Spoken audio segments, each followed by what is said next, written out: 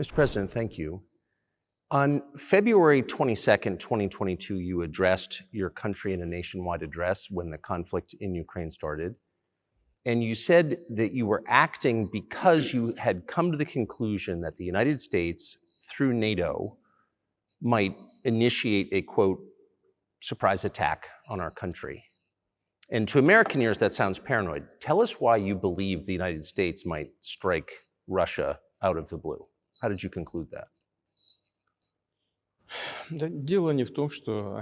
It's not that America, the United States, was going to launch a surprise strike on Russia. I didn't say that. Are we having a talk show or a serious conversation?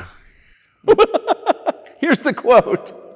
Thank you. It's a formidable, serious talk. Because your basic education is in history, as far as I understand. Yes. So if you don't mind, I will take only 30 seconds or 1 minute to give you a short reference to history for giving you a little historical background. Please. Let's look where our relationship with Ukraine started from. Where did Ukraine come from? The Russian state started gathering itself as a centralized statehood,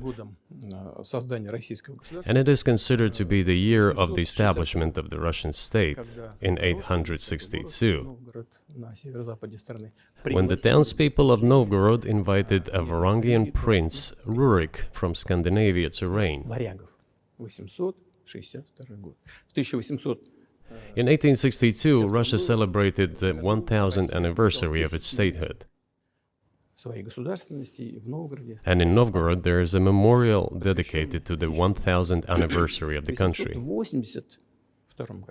In 882, Rurik's successor, Prince Oleg, who was actually playing the role of regent at Rurik's young son, because Rurik had died by that time, came to Kiev. He ousted two brothers who apparently had once been members of Rurik's squad. So Russia began to develop with two centers of power, Kiev and Novgorod. The next very significant date in the history of Russia was 988. This was the baptism of Russia, when Prince Vladimir, the great-grandson of Rurik, baptized Russia and adopted Orthodoxy, or Eastern Christianity. From this time, the centralized Russian state began to strengthen. Why? Because of the single territory, integrated economic ties, one and the same language, and, after the baptism of Russia, the same faith and rule of the prince. The centralized Russian state began to take shape. Back in the Middle Ages, Prince Yaroslav the Wise introduced the order of succession to a throne. But after he passed away, it became complicated for various reasons. The throne was passed not directly from father to eldest son, but from the prince who had passed away to his brother, then to his sons in different lines. All this led to the fragmentation and the end of Rus as a single state. There was nothing special about it. The same was happening then in Europe.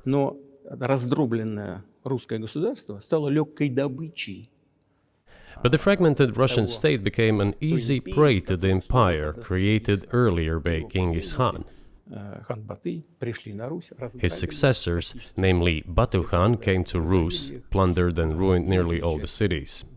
The southern part, including Kiev, by the way, and some other cities, simply lost independence, while northern cities preserved some of their sovereignty.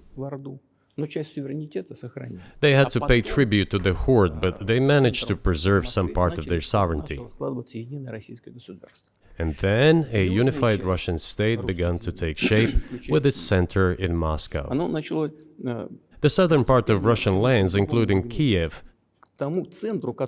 began to gradually gravitate towards another magnet, the center that was emerging in Europe. This was the Grand Duchy of Lithuania. It was even called the Lithuanian-Russian Duchy, because Russians were a significant part of this population. They spoke the old Russian language and were Orthodox. But then there was a unification, the union of the Grand Duchy of Lithuania and the Kingdom of Poland. A few years later, another union was signed, but this time already in the religious sphere. Some of the Orthodox priests became subordinate to the Pope. Thus, these lands became part of the Polish-Lithuanian state.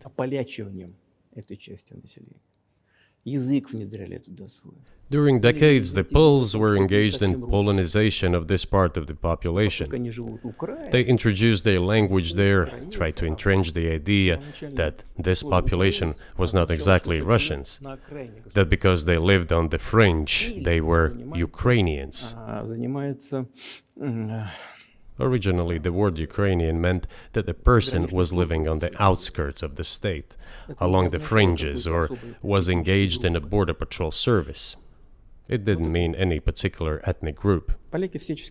So the Poles were trying to, in every possible way, to colonize this part of the Russian lands, and actually treated it rather harshly, not to say cruelly. All that led to the fact that this part of the Russian lands began to struggle for their rights. They wrote letters to Warsaw demanding that their rights be observed and people be commissioned here, including to Kiev. I beg your pardon, can you tell us what period? I'm losing track of where in history we are. The Polish oppression of Ukraine. It was in the 13th century.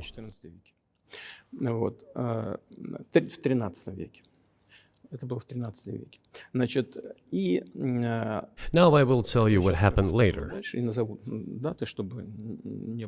and give the dates so that there is no confusion. And in 1654, even a bit earlier, the people who were in control of the authority over that part of the Russian lands addressed Warsaw, I repeat, demanding that they send them to rulers of Russian origin and Orthodox faith. When Warsaw did not answer them, and in fact rejected their demands, they turned to Moscow, so that Moscow took them away. So that you don't think that I'm inventing things, I'll give you these documents. Well, it doesn't sound like you're inventing it. I'm not sure why it's relevant to what happened 2 years ago. But still, these are documents from the archives, copies. Here are the letters from Bogdan Khmelnytsky, the man who then controlled the power in this part of the Russian lands that is now called Ukraine. He wrote to Warsaw demanding that their rights be upheld. And after being refused, he began to write letters to Moscow, asking to take them under the strong hand of the Moscow Tsar. There are copies of these documents. I will leave them